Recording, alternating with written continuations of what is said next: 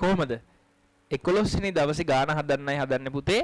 අපි ඊට කලින් දවස් 10ක ගණන් 10ක් හදලා වීඩියෝ 10ක් දාලා තිනවා YouTube එකේ. මෙන්න මේ channel එකෙන් ඔයාලට ගිහින් බලන්න පුළුවන්. වීඩියෝස් 10 සහ ඒක හදපු හැටි. මේක තියෙන WhatsApp channel එකක්. මෙන්න මේ නම ගහලා search කරන්න. එතකොට ඔයාලට මේ channel එක පෙන්නනවා WhatsApp වල. දැන් අපි අද දවසේ කතා කරන්න තියෙන්නේ පුතේ මාත්‍ර සමාන අවස්ථාවක පරිමේෂිතයක් දීලා කොහොමද බින්න භාග කඩන්නේ කියන එක. තේරුණාද? හරි.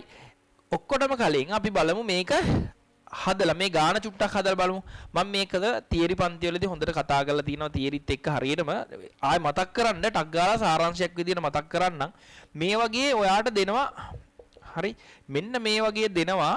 මොකක් හරි මේ වගේ හරි විජය භාග දෙකක් දෙනවා එකතු කරන්න කියලා. තුරා දන්නවා මේක හරස් ගුණ කරලා හරි මේක සුළු කරන්න පුළුවන් පුතේ 4x ධන 2යි පහවතාවක් මෙයා මෙහෙ එනවා x ධන 1 යට පුතේ මේ දෙක ගුණ වෙනවනේ. ගුණ වුණාට පස්සේ මම කෙලින්ම ලියන්නම් උත්තරේ. මෙතනත් ඔයාලට එකපාර වුණා සුළු කර හැකි 13යි. මම මේ නිකන් ලියන්නේ මේ වගේ උදාහරණයක් බලමු. දැන් ඔයාලට පේනවද මේ වගේ සරල භින්න භාග දෙකක් සුළු කරාට පස්සේ කියන්නේ විජය භාග දෙකක් එකතු කරලා සුළු කරාට පස්සේ ඉන්නේ හරයේ මාත්‍රේ වැඩි අවස්ථාවක්. හරයේ මාත්‍රේ වැඩි අවස්ථාවක් එන්නේ. පැහැදිලිද? හරි. ඕක තියන්නකෝ. ඒතර අපි සරලව බින්න භාග හොයනවා කියන්නේ මේක තමයි ඔයාලට දෙන්නේ. මේක උඩට හදන්නයි තියෙන්නේ. පැහැදිලිද? ඔන්න බින්න භාග හදනවා කියන එක කරන දේ. දැන් පුතේ ඔයා හිතන්න ඔය ගානම මෙහෙම දෙනවා. 3 ධන 4 යට x ධන 1යි 5 යට x ධන 2යි කියලා. එතකොට ඔයා මොකද කරන්නේ? මේ ඔක්කොම එකම පොදු හරයකට ගන්න නම් මෙතන යට එක තියෙන්නේ. ඔක්කොම එකම පොදු හරයට ගන්න නම් මෙයාවත් පුතේ වැඩි කරන්න ඕනේ මේ දෙන්නගෙන්. ඒ කියන්නේ මෙතන ඔයා හදා ගන්න ඕනේ කොහමද? ඉස්සෙල්ලා ඔයාට ඕන මේක සුළු කරලා ඊට පස්සේ මෙයත් එක්ක එකතු කරන්න පුළුවන්. නැත්තම් තුනම එකතු කරගෙන යන්න පුළුවන්. ඔයාට එනවා මෙන්න මේ වගේ එකක්. ඊට අමතරව 4 මෙතනින් ඒවා දන්නවා අපිට කලින් එකමයි එන්නේ. මේ දෙක වැඩි කරාට පස්සේ 9x ධන 13මයි එන්නේ. යට පුතේ ඔයාට එනවා x වර්ගය ධන 3x ධන 2ක්. මම ඔයාට මෙතනදී පැහැදිලි කරවන්නම්. මෙතන ඔයාට එනවා 18x ධන 19ක් එනවා. මේ වගේ ගාණක් 6යි 13යි 19. මේක සුළු කරා වරහන් ඉවත් කරා. ඊට පස්සේ මම මෙතන ඔයාට කියන්න හදන දේ ඔන්න හොඳට ඔලුවට දාගන්න. මේ සාමාන්‍ය අවස්ථාවක මේ විජය භාග දෙක එකතු කරාට පස්සේ වෙන්නේ මෙන්න මෙතන මාත්‍ර සමානද නැහැ. මොකද වෙන්නේ මෙතන මෙතන මාත්‍රය වැඩි හරයේ මාත්‍රය වැඩි. හැබැයි අද කතා කරන ගණන් වල ඔයාට හොඳට තේරෙනවා මේ මෙතන දෙක මෙතනත් දෙක. එහෙනම් ඔයාට ගාන දෙන්නේ මෙයාව දෙන්නේ. එහෙනම් මේ දෙන පරිමේෂිතේ මාත්‍ර සමානයි. එහෙනම් උඩට අපි මෙහෙම හදාගෙන යද්දි ඔයාට තේරෙනවා මේ කලින් වගේ දැන් නේද? A යට B A යට මෙයා B යට කියලා ලියලා විතරක් මදි.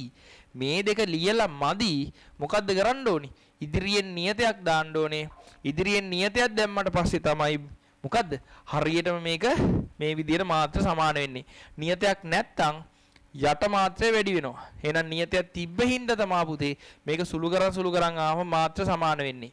එහෙනම් ඔයාට හොඳට මතක තියාගන්න වෙනවා අපි හදන්නේ රිවර්ස් එකට හදද්දි මාත්‍ර සමාන වෙන්න නම් අනිවාර්යෙන් ඉස්සරහින් නියතයක් තියෙන්න ඕනේ කියලා. පැහැදිලිද? රයිට්. අන්න ඒ තියරිය මත අපි යනවා පුතේ පළවෙනි ගාන හදන්න. මේකේ ගානක් තියෙනවා x වර්ගය ධන 4x ධන 1 x වර්ගය ඍණ 3x ධන 2 කියලා. එහෙනම් ඉස්සෙල්ලාම වඩ කරන්න තියෙන්නේ මෙයාව සාධක කැඩනවද නැද්ද කියලා බලුවා. සාධක කැඩුවා. දෙක ලියන්න පුළුවන් දෙවරක් එක දෙන්නම ඍණ. ඔන්න පුතේ මාත්‍ර සමාන අවස්ථාවක්.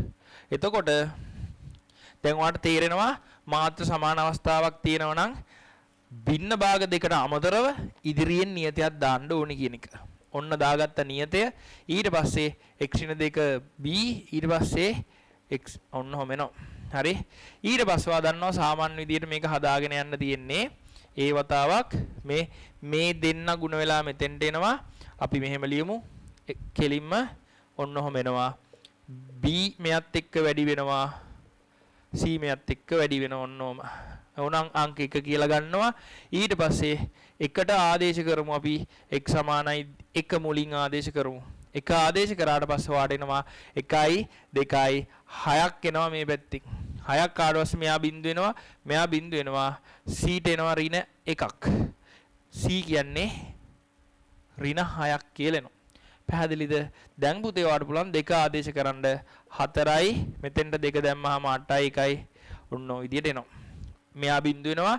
මෙයා බිඳු වෙනවා x දෙක දැම්මහම අපි දන්නවා මොකද වෙන්නේ? මෙයා b කියලා එනවා. එහෙනම් මේ පැත්තෙන් එනවා 13ක් එනවා b ට. b 13යි. අවසාන වශයෙන් ඔයාලට පුළුවන් x වර්ගයේ සංගුණකයේ සංසන්දනය කරන්න.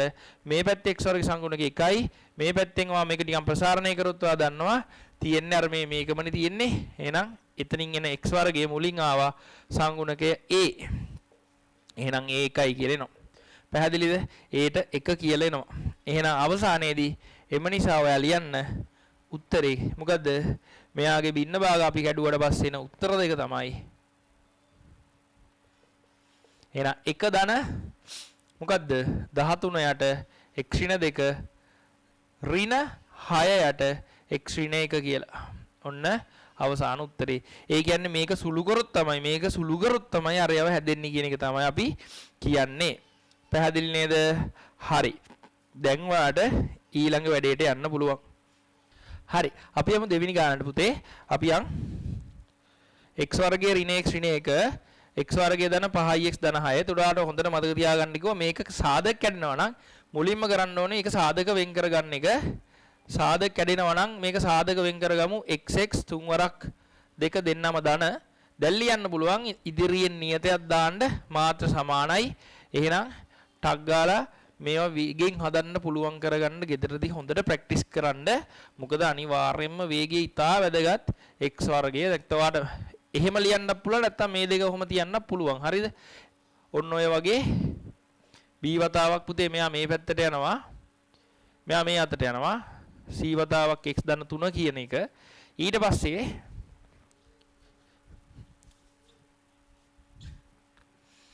දැන් ඔයාලට පුළුවන් මොකක් කරන්නද? දැන් ඔයාලට පුළුවන් කෙලින්ම x සමානයි ඍණ 2 ආදේශ කරන්න. එතකොට 4යි 2යි මෙතනින් ඍණ 1ක් එනවා. ඍණ 2 දැම්මහම මේ වරහන බිඳුව වෙනවා. මේක නැති වෙලා යනවා. මෙයාගෙන් එනවා c ධන 1ක් නේ. මෙතෙන්ට ඍණ 2 දැම්මහම හරි. ඔයාලට එනවා මෙතනින් 5ක්. එහෙනම් c සමානයි 5යි කියලා එනවා. හරි. එහෙනම් ඊළඟට අපි දාමු ඍණ 3. ඍණ 3 දැම්මහම 9යි 3යි ඍණ 1යි. මෙතනින් ඔයාලට එනවා b ට එනවා ඍණ 1ක්.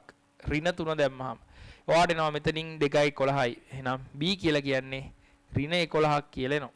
b කියන්නේ ඍණ 11ක් කියලා එනවා. හරි. ඊළඟට කරන්න තියෙන්නේ x වර්ගයේ සංගුණකය බලන්න 1යි. මේ පැත්තෙනුත් එන්නේ x වර්ගයේ සංගුණකය a. එහෙනම් a සමානයි 1යි. එහෙනම් අවසාන වශයෙන් x වර්ගයේ ඍණ x ඍණ 1 x ධන 3යි x ධන 2 සමාන වෙනවා. a කියලා කියන්නේ 1යිනේ. 1 ධන හරි. b ට ආවේ පුතේ ඍණ 11ක් නේ. අපි එහෙම ලියමු ඍණ 11ට x ධන 3යි 2 c ට එනවා x ධන 2 කියලා. ඔන්න ඔයාගේ දෙවෙනි උත්තරේ. හරි. තුන්වෙනි ගාන හදමු අපි.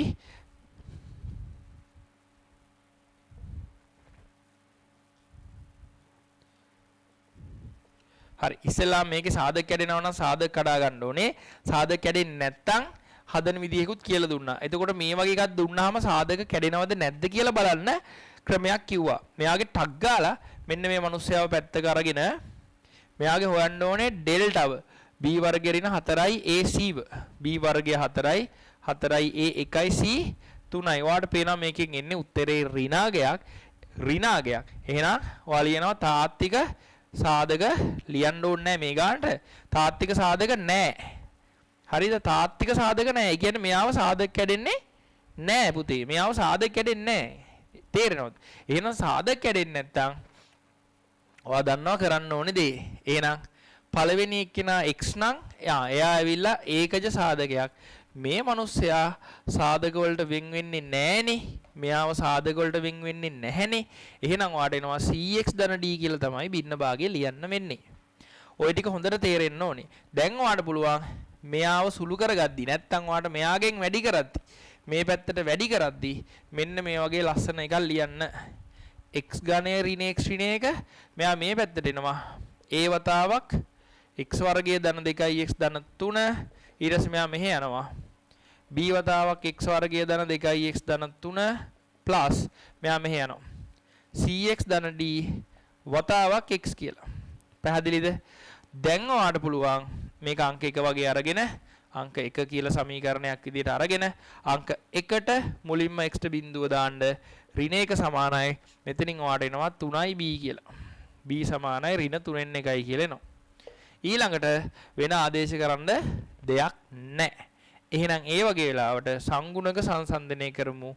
මේ පැත්තේ x ඝනය 1යි. මේ පැත්තෙන් එනවා x වර්ගය වැඩි කරන්න. දැන් මෙයාට ඕනනම් මේක වැඩි කරලා ලියා ගන්න පුළුවන් පැත්තක මේ වගේ මේ x ඝනය මේ එතකොට ආරෙනවා 2x වර්ගය ධන 3x වගේ එකක් එනවනේ. එතකොට x ඝනයක් එන්නේ මෙතනින් විතරයි.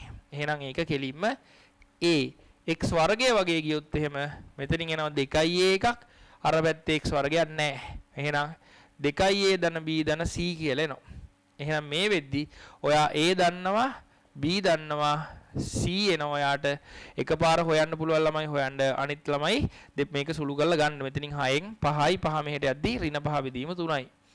පැහැදිලිද? ඔය තියන්නේ ඔය කෑල්ල. එතකොට තව එකක් ඉතුරුයි අපිට d හොයන්න ඕනේ. ඒකට අපිට නියතය බලලා හරියන්නේ නැහැ. මොකද මේක dx එනවනේ. එහෙනම් x එක බලමු. අවසාන වශයෙන් මම මෙතන හදන්නම් x හොයන්න ඔයා x කියලා කියන්නේ අර පැත්තෙන් ඍණ 1යි මේ පැත්තෙන් x එකක් එනවා. ඔව් 3යි a එනවා 2යි b සහ d එනවා. පැහැදිලිද? මෙතනින් පස්සේ වාට අපි මෙහෙම කරමු 3යි 2යි b කියලා කියන්නේ ඍණ 2යට 3යි ධන d. ඔතනින් තව එකක් සුළු කරමු 7 බෙදීම 3 ධන d. එහෙනම් මේක යද්දී ඍණ 10 බෙදීම 3 කියලා එනවා. මේකත් මෙහෙ යන්න ඍණ 7 යට 3යි. එතකොට ඕන් වගේ ලස්සන උත්තර ටිකක් එනවා. ඕක නැවත ලියන්න A B C D ට ආදේශ කළා. හරි. මේක ආයේ ලියන්න ඕනේ. මොකද A B C D ආදේශ කරලා දාන්න ඕනේ පුතේ ගණන් හදද්දී. පැහැදිලිද? අවසාන උත්තරේ ලකුණු හම්බෙන්නේ එතකොට. හරි. අපි එහෙනම් 11 වෙනි දවසේ වැඩේ කරා සහ මම ඕකේ මුලින්ම තියරි ටිකක් කතා කරා. ටික හොඳට බලන්න. තියරි පන්තිවලදී මේවා හොඳට කතා කරලා තිනවා. මේ වීඩියෝ එකේදී අරමුණ වෙන්නේ මේ ගාන හදන එක. එතකොට අපි එහෙනම් ඊළඟ දවසේ වැඩෙන් හම්බෙමු. එහෙනම් ගිහින් එන්න ජය වේවා.